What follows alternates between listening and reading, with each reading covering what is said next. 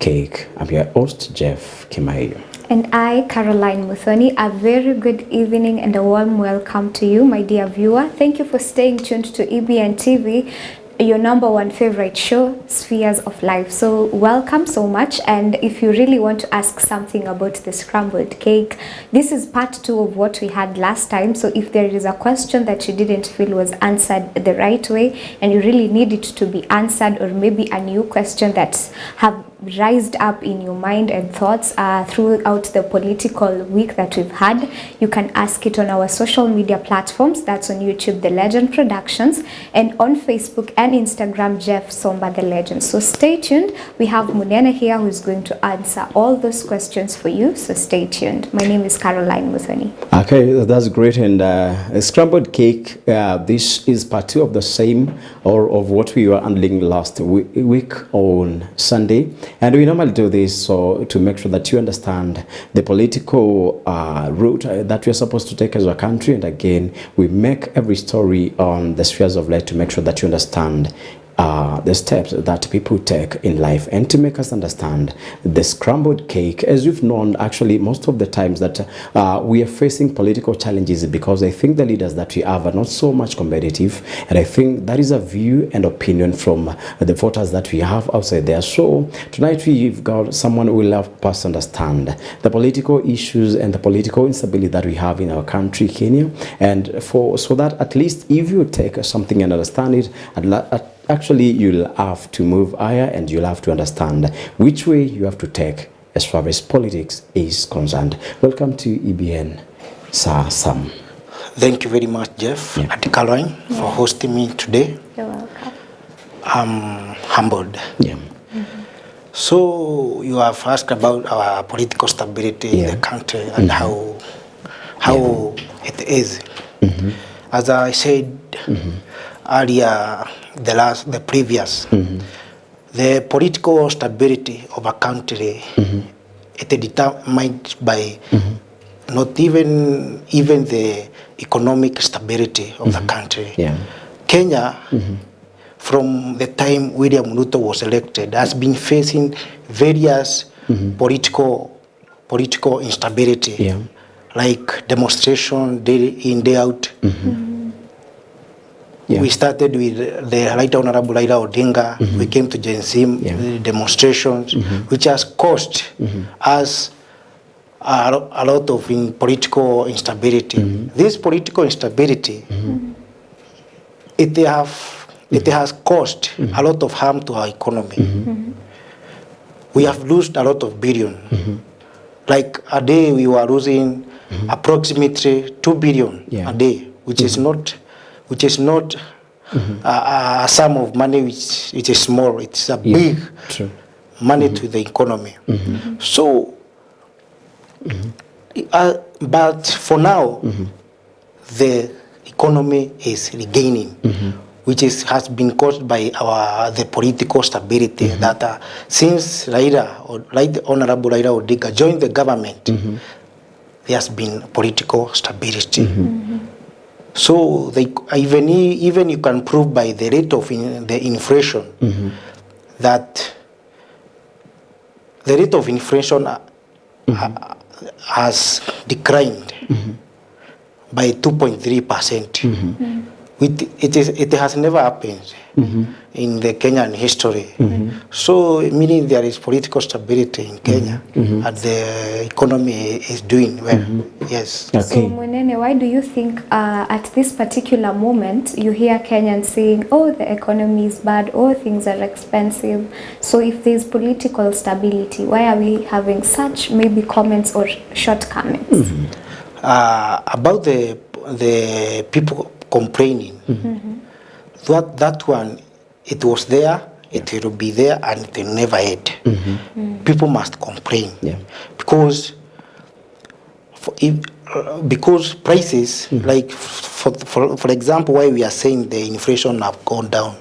If you look at the prices of unga, the last 2 years, it was above 250. Right now it's 100, and you are expecting it to go down to 80 shillings.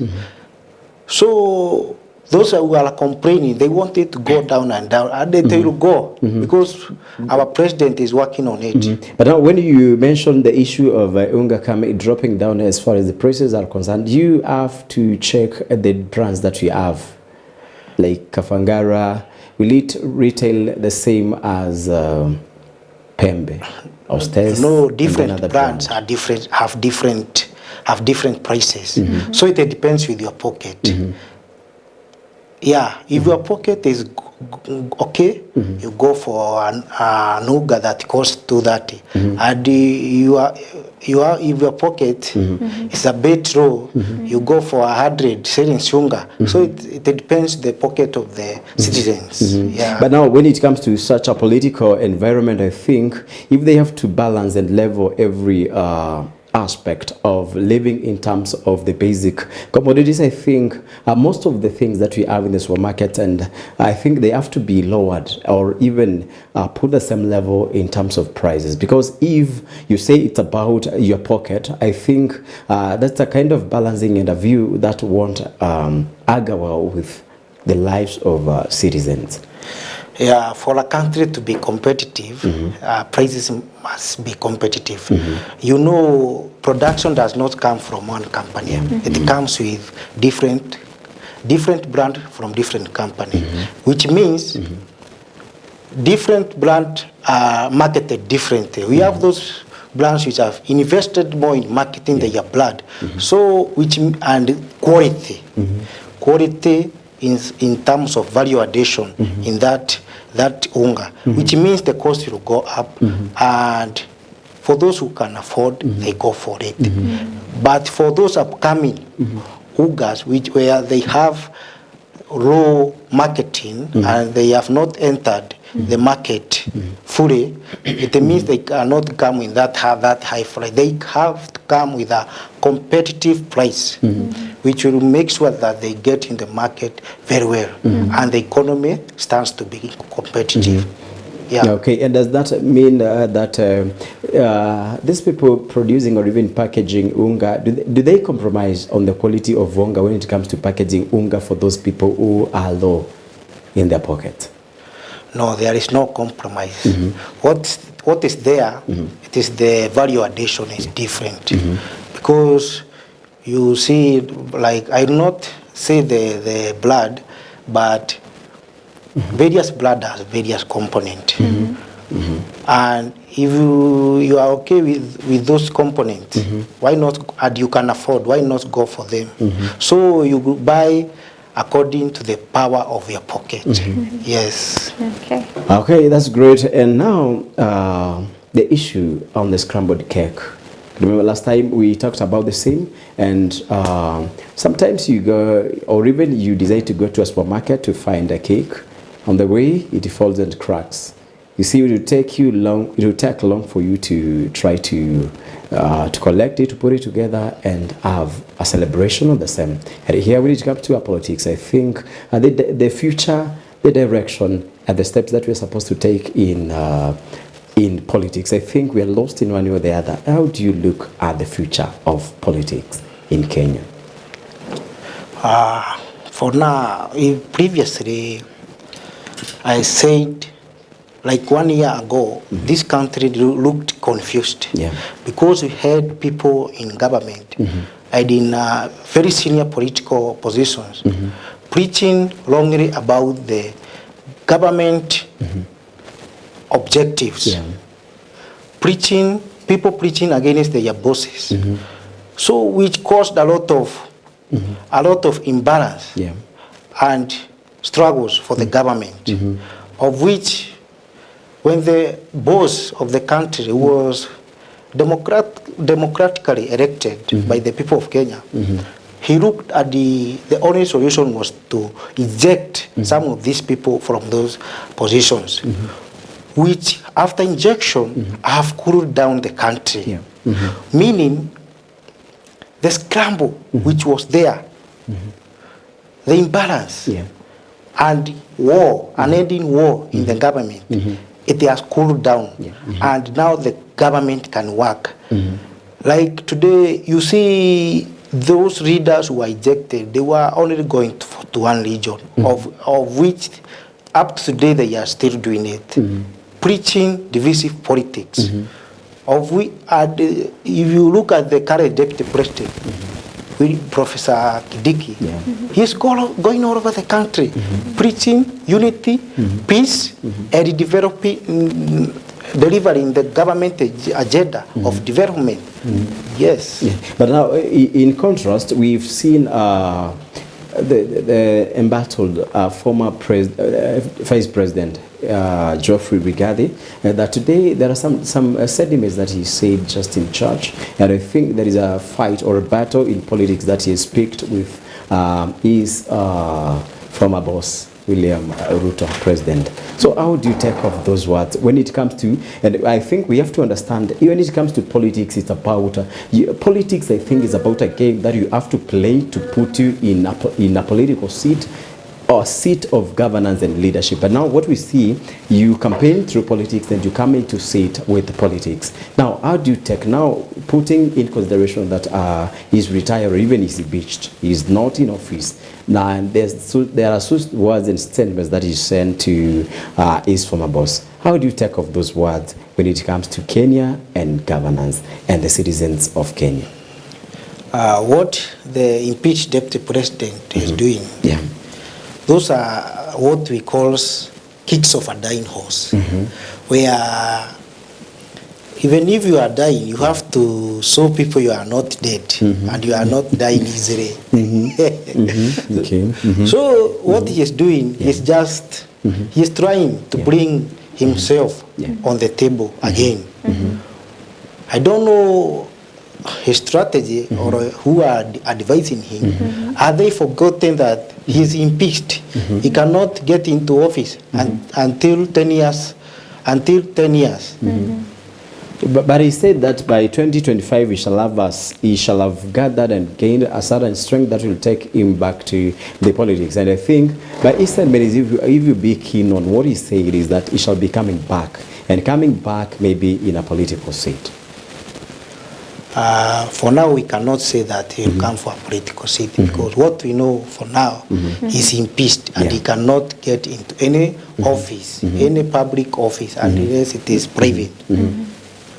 So what he's doing is just trying to confuse people, to confuse the government, to confuse those people who are against his agenda, divisive politics. And since we are living in a democratic country where there is right of speech, he has all the rights to speak without being blocked, from, you cannot be blocked from having a speech in Kenya. You have all the rights. So it's okay when he talks. He is expressing his feeling and his thought, which is it is his rights. Yes. Okay. So speaking maybe Jeff of impeachment, there are these grounds that made him impeached, maybe violation of the Constitution. So do you think if he comes back to court and maybe the grounds, they go through the grounds and maybe see him as innocent, even though he was impeached, don't you think he can have a place to vie for a seat, since all this will be in vain? For now, according to the Constitution of Kenya, what I know, we'll run for a public office after 10 years.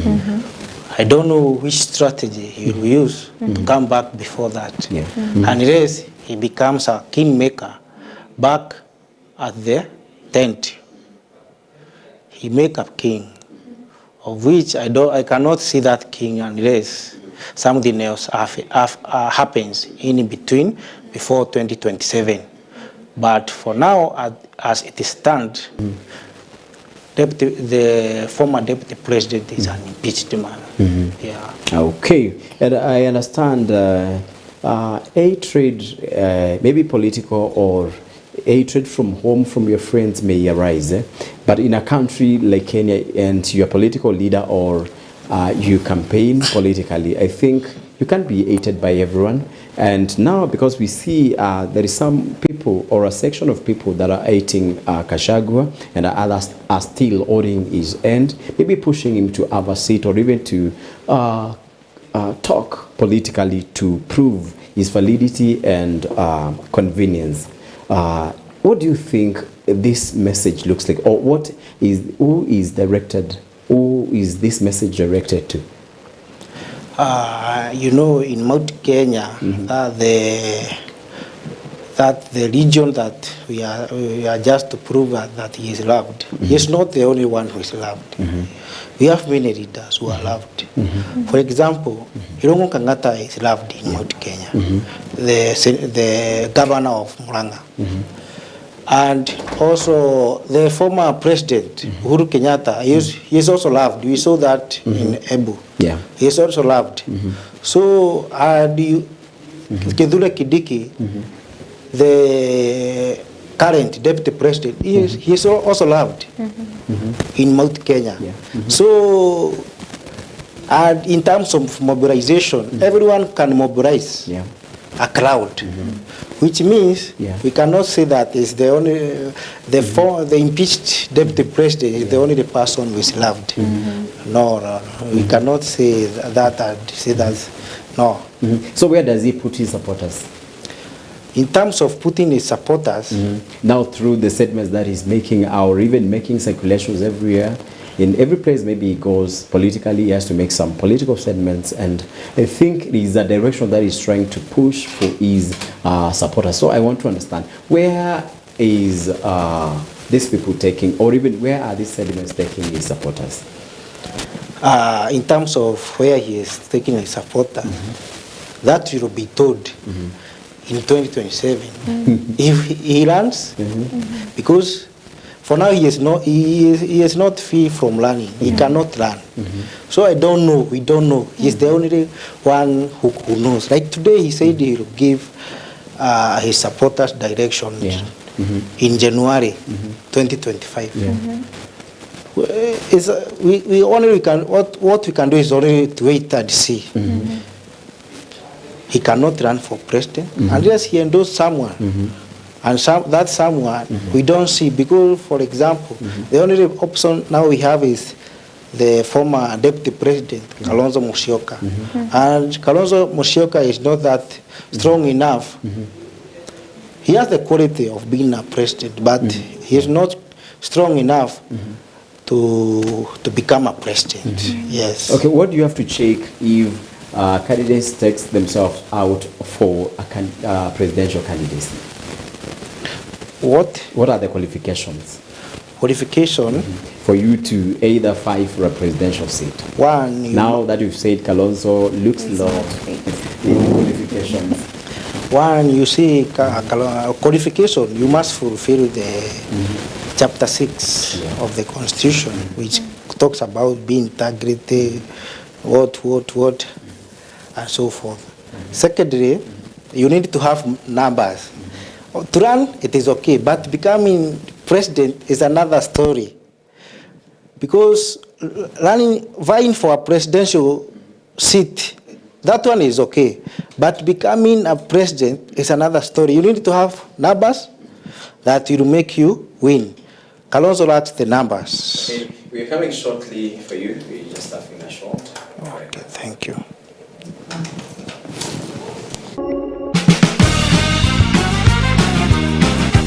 And he can run as the deputy president. He can vie.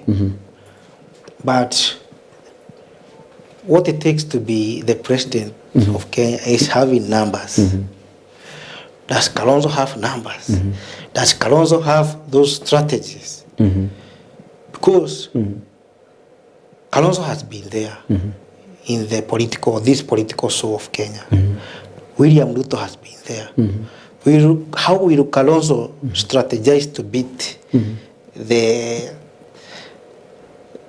the professor of strategy, Dr. William Samuel? Okay, I think taking on that point, it's like Kalonzo was there as the deputy president with Kibaki, and that's a long time ago, even before Ruto was raised into presidential levels like the vice president, and now he's the president. Why do you think Kalonzo fits?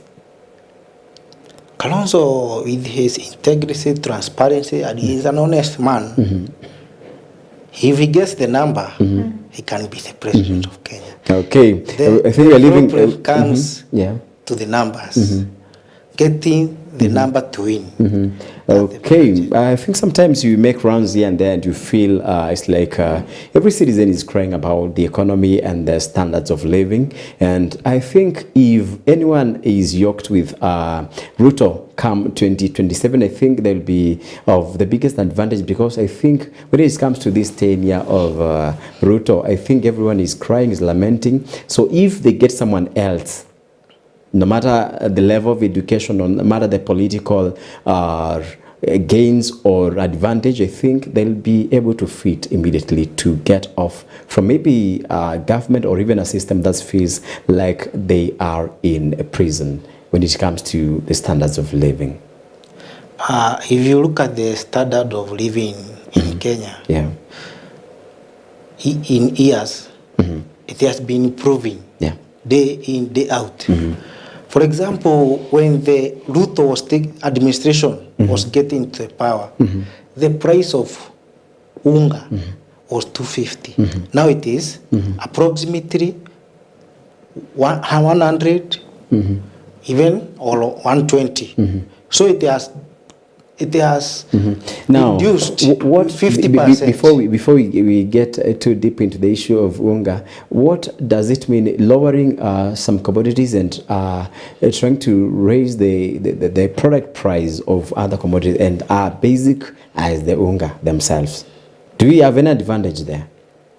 As a country, we are in a free country, with a capitalism country. You know, the common commodities from mwananchi, which are used daily, like cooking oil, unga, the petroleum-based product, those products are very essential.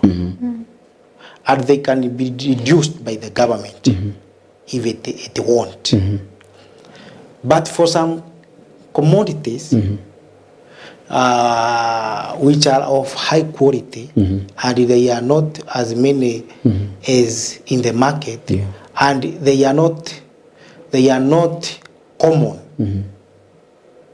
And there are those people who like those things, like watches, cars, what.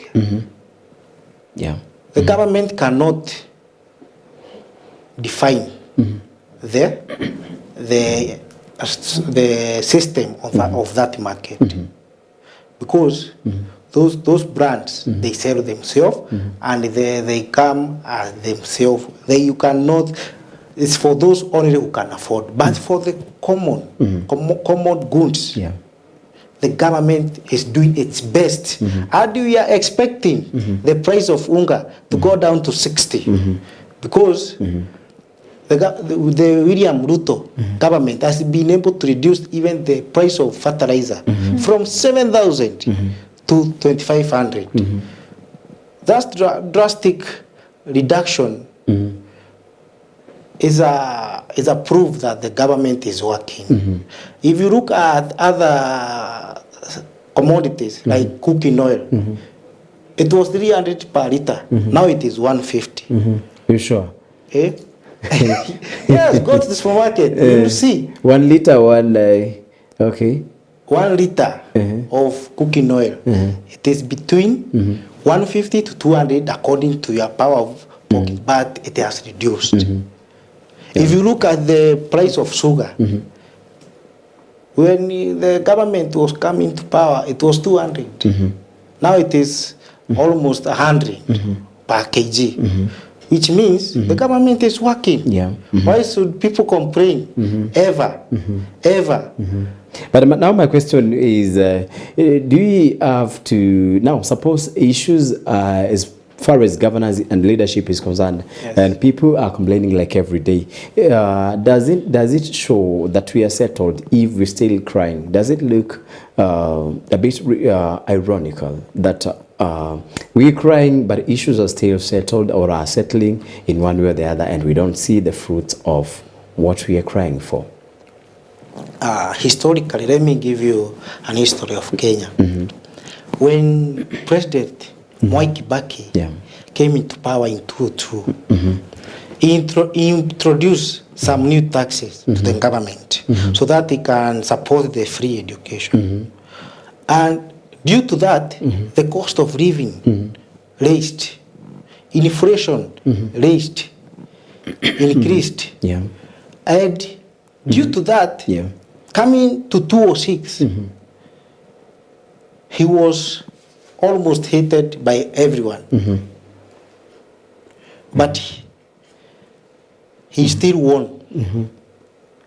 Okay. And today, as you speak, Kibaki is the most celebrated president in Kenya. And the changes he made, he did not make those changes in 2 years, like we expect Ruto Yeah. to employ 5 million jobless Kenyans within 2 years, which is impossible for any government. That is the truth. No government can employ 5 million Kenyans within 2 years or 1 year. It takes times. It takes time. But now in his inaugural speech, there was a promise that by 100 days of his leadership and governance, he will have done a lot when it comes to either employment for the youth and other promises that he made. You're supposed to make promises that you're very sure that you won't make. And if you're making a promise, I think they need to have timelines and some specifications of the promises that you make. And if you fail on timelines and specification, do you think that you fail the entire community and society of the voters? You know, in Kenya, leadership of the country is like a leadership of the family. As a father of a family, Yes. you may say to your family, I will feed you. But when after some times, you realize you cannot feed as per the expectation. The expectation. Maybe they expected you to be feeding pizza every day. But what you can afford is only a packet of funga and a sukuma wiki. Yes. So you find that you are feeding the family, but they are saying it's like they are not contented with how you are feeding them because you cannot provide pizza every day. That is how even the leadership of the country is. He came. Yeah. When he was campaigning, he promised he will get employed like many youths, of which when he came, the first thing he did, he employed 56,000 teachers. 56,000 teachers for GSC, GSS. And how many teachers are trained in Kenya? Jobless. Around 40,000. Who are jobless. Yeah. No, there are many, but he did something that is historical. For 56,000, it is not, actually it's more than 40,000 trained and are not jobless. Yeah, it's more like 1,000. Yeah. But as time goes by, some of them will be employed. So the promise is still there. It is only that he cannot do everything at once. Yeah. And we can also see at the same note, teachers are being employed and the situation of the schools that we have are still deliberating and issues are not good in most of the schools that we have. Like when you go to Isiolo, when you go to places like Kitui and other regions, you find the schools situations is not even, it's actually wanting, more than wanting, because you find there are no words, there's no what, but that's on the note, and I think they will work on the same. On the other note, I think there are a lot of controversies when it comes to who will be yoked with the current president, when it comes to 2027. Who do you think will be available to, or even will be the opponent for President Ruto? First, let me say about what you have asked previously. Yeah. It was about when you go to places like Shoro, you find the condition of some schools, even they are in deplorable conditions. Ruto is not the one who built school. Yeah. It is the MPs. It's the work of the MP. Meaning, sure people has been voting for incompetence. They have been voting for corrupt leaders who have been eating their money. Because you go to places like Ishoro and you come to a place like Muranga or Starehe, you find they are different. It means it's the performance of the elected, ground elected leaders like MP who are not performing as expected. For example, if you go, there is an MP who I like very much called Honorable Amos Mwago, the MP for Starehe. Yeah. None of the school in Starehe is incomplete. When he came in the first year of his duties, he concentrating on transforming all the schools in his constituency. So I don't know how the other MPs are doing. I think when it came to devolution, it is a system from the top leadership to maybe the lower leadership, to the MCS, to the MPs, to the governors. What are they supposed to do to make sure that places that are deplorable or even situations that are not looking good when it comes to development and maybe economic growth, what are they supposed to do? One, it is electing good leaders.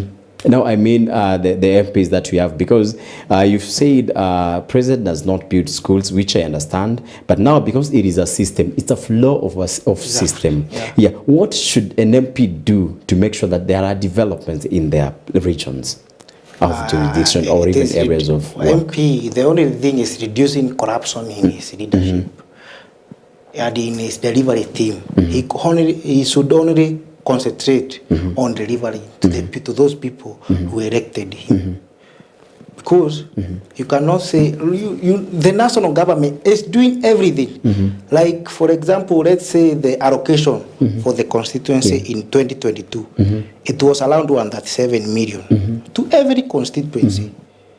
Now, as we say, this year they were allocated 187 millions. That's a lot of money that can transform every school forever.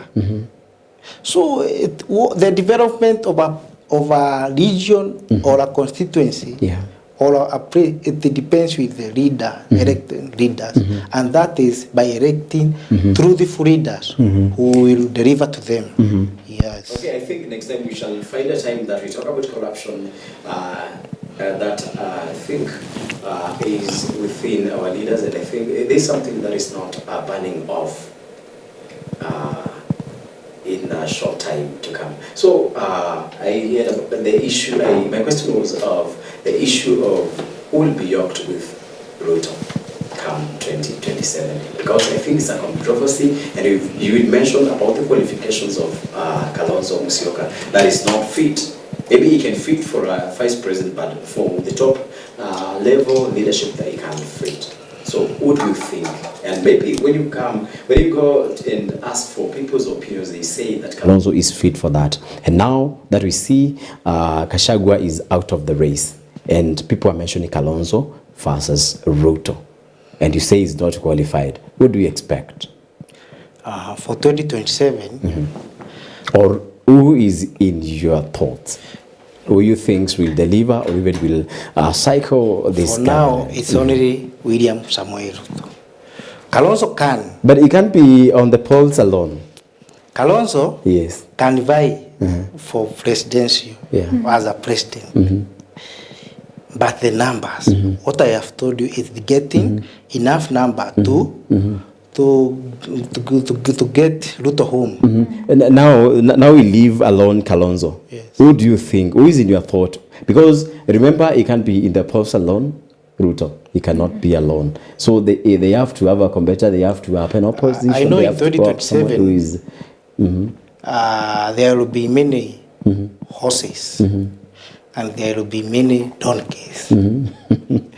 As they are called in political arenas. We will have William Ruto, we will have Kalonzo, we will have people like Matiang'i. Yeah. There will be Gen Zs. You have seen them saying they will run for president. Like I think they've not pinpointed one who will maybe represent them in the... There is a Gen Z who is oversighting the government.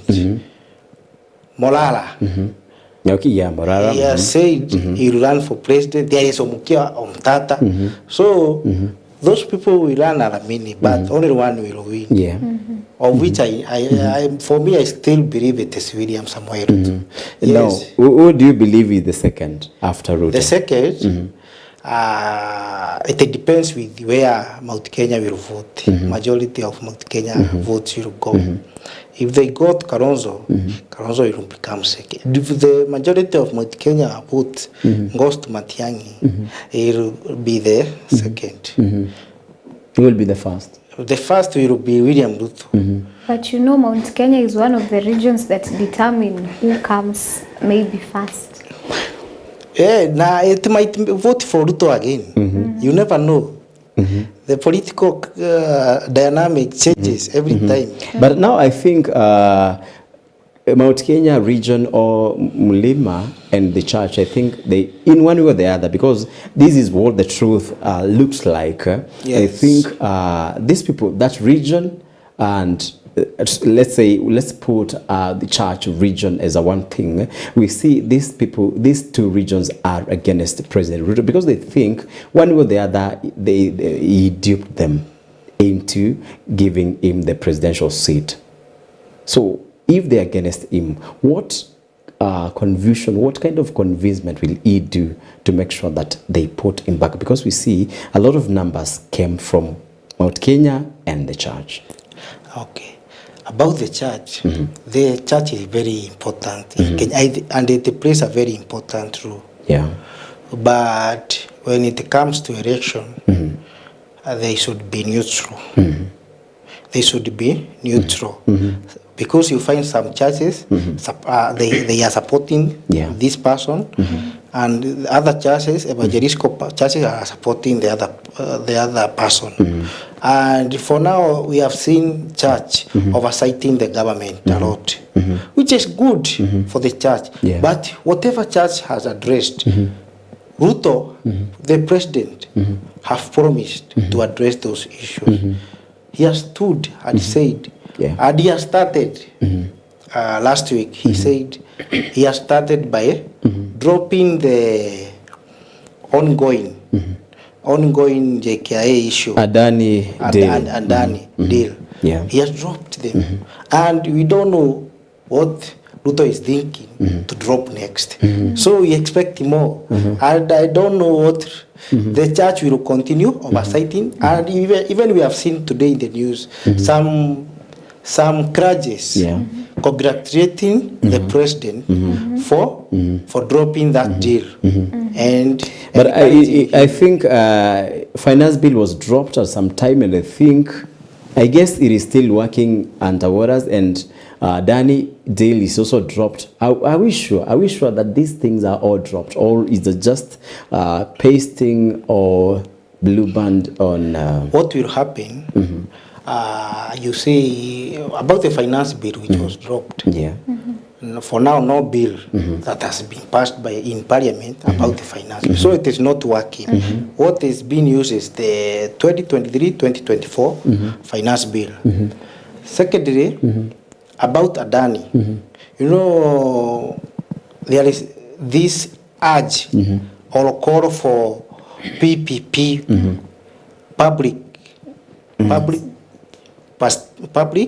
private-public partnerships. There is call for that because as Kenya we don't have enough money to do some development as for now. The only thing we can do is enter into PPP, which means JKIA it will still be open for other companies which don't have corruption issues. Other companies which are clean to come and do the PPP with the government and help develop the JKIA like other international airports, so that we can be competitive. We need to be competitive in the region and in the world. Yes. At that point, can you say the government maybe isn't sure of who to partner with? Because if you consider the Adani deal, when President Ruto agreed to it, he was very confident about it, and it will bring changes. Now that Adani now turns out to be in bribery charges in US, and then he goes on and drops it, aren't they so sure of who to trust or who not to? You know, the government, it trusts only the trusted agencies. Like US agency, it is a trusted source of information. But you cannot trust people's propaganda or dislike. You cannot make decision according to people, what they like or what they dislike, or what they are being propaganded to dislike or like. So the government will still advertise for that and look for another clean company, which is clean, because we have many companies who are willing to do the partnership deal with the government. Like, for example, you see, JKIA is not the only one PPP in Kenya. We have very many PPP, like the expressway. That is a PPP project. Expressway is a PPP project. So PPP will still continue. This is not the end. Yeah. But the schemes should be fit and maybe suitable for the needs transparent, of should have all the transparency that the people of Kenya expect. And I'm sure Dr. William Ruto and Professor Githure Kindiki will do it. Considering maybe still on that issue of Adani, can you say maybe there's no, like, okay, that morning, the Thursday morning, Energy Cabinet Secretary Opiyo Wandayi came out and said they'll continue with Adani despite the charges on Adani of bribery. And then later on, in a joint seat, President William Ruto went ahead and dropped it. Can you say they are not like talking of things that are upcoming or coming up with one same decision to address Kenyans? What I can say, there is an African proverb that says, only a fool person, a foolish person who doesn't change mind. You see, initially, someone is guilty until proven. Adani was still innocent. But the US came and proved. They proved, even they charged the Adani. So as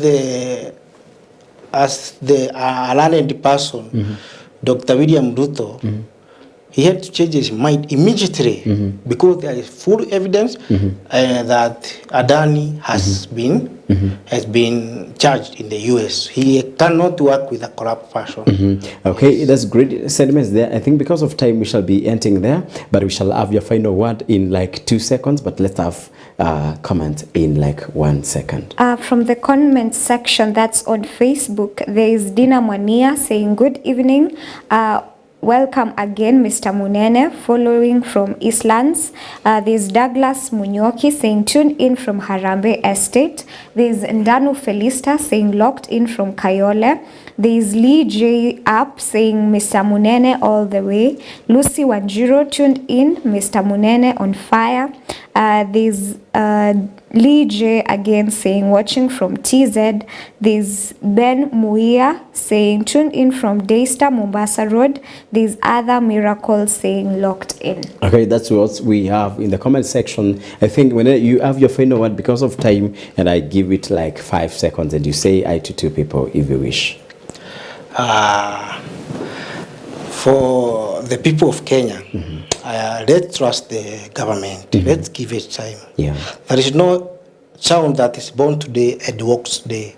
He has to be given time of some months Like if you give a birth today, you expect from 10th month the child can start walking.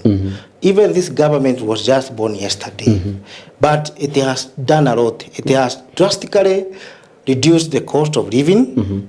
It has drastically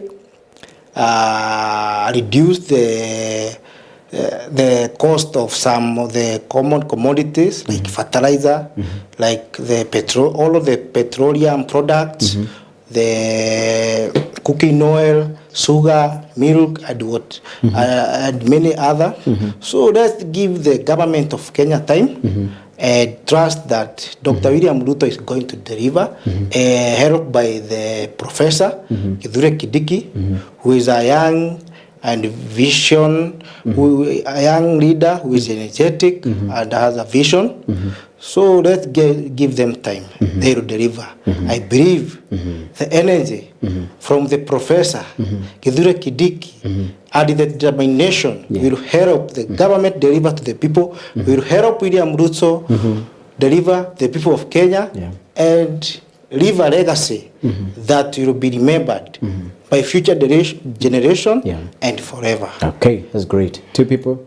Let me say hi to my wife and my cousins. Hi, wherever you are, stay tuned. This is the Spheres of Life. Spheres of Life. Okay, thank you. Yeah, indeed, this is the place where you get all your answers and all your questions answered. That has been an amazing show on the scrambled cake. Till next time when we meet again, I've been your host, Caroline Muthoni. Have a good evening. Thank you for watching. Thank you for listening. Thank you for sending your comments, and if you've complaints, you can also hear them to our social media platforms. I've been your host, Jeff Kimaiyo, on the Spheres of Life. Tonight's topic has been the scrambled cake with Sir Sam. Until next time, have a good night and have a blessed week. Thank you.